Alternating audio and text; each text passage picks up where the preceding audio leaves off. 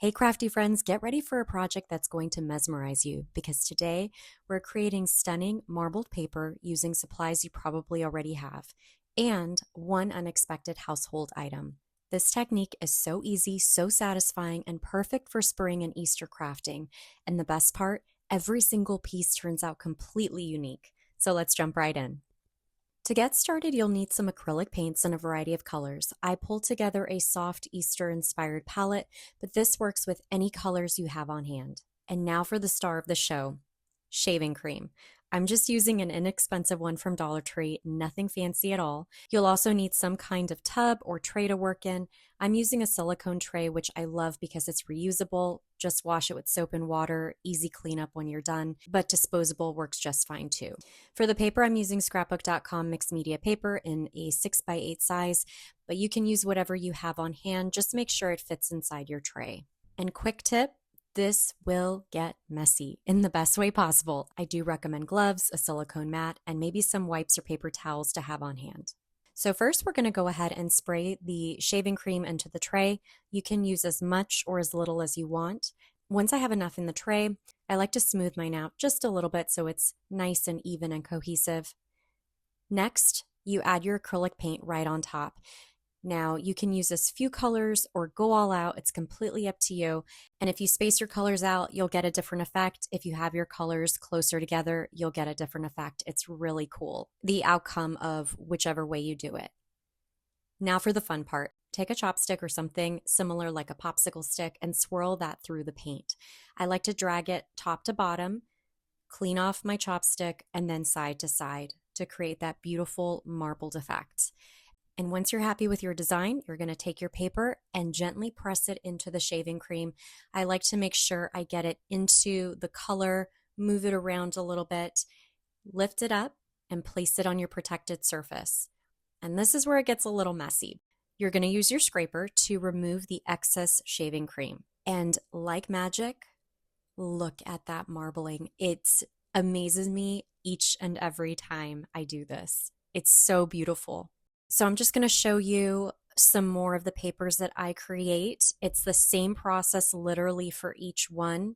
You can keep reusing the shaving cream and paint in your tray until it starts to lose color, and then you can add more paint and keep going. I honestly didn't add more shaving cream. I just added more paint as I felt the color was lightening.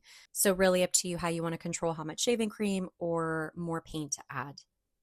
With every swirl, it's going to give you a completely different result. So if you go from top to bottom, or if you go at a diagonal, which I ended up doing a little bit later, it's just incredibly fun. I can't relay how much fun this is. I even took whatever shaving cream was left over on my mat, and I pressed that onto my mat with my scraper, created this beautiful surface of color, pressed my paper into it, and when I took it off and removed the shaving cream from that layer, it really gave it this painterly, almost Monet style effect.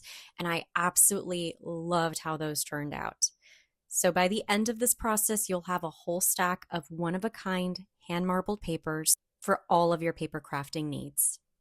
For each paper, I set them aside to dry, and I used a drying rack that you can find easily on Amazon and just let those dry overnight. They do dry pretty quickly by themselves, but I just wanted to be on the safer side, so I let them dry overnight. So all of these here have had a chance to dry over the course of 24 hours, and I wanted to show you how different each one looks. So you can see all of the variation, the color, the marbling. This one is my favorite. It almost looks like a Monet painting. The colors blend so softly and beautifully with each other. And these last ones are a little on the moodier side because the colors got a little muddied, but they're still so gorgeous. These were the ones that I pulled from my mat. So the more Monet looking ones are the ones that I used the shaving cream that was on my mat to create. So now you have all of this beautiful paper. What do you do with it? So let's go ahead and make a fun Easter card together. I'm using the Honeybee Stamps Egg Crate die set, which also comes with egg dies to fill the cute little carton. For the crate, I'm using craft paper from the new scrapbook.com premium paper line. It cuts beautifully, it's solid color core, and has really nice long fibers, so it doesn't give you those little tiny threads every time that you cut it with your paper trimmer. I've already die cut all of my pieces, and for the eggs, I'm using a bright mix of colors using one of my papers. So I ran that through my die cutting machine, and look at how cute these little eggs came out. They really do look like an actual dyed egg. I'm going to go ahead here and assemble my egg carton, and just like that, it easily comes together. Now, to add some more depth to the carton itself, I should have done this before I added the eggs in, but it's okay. I'm lightly blending distressed inks in antique linen and vintage photo just around the edges, just to give it a little bit more depth.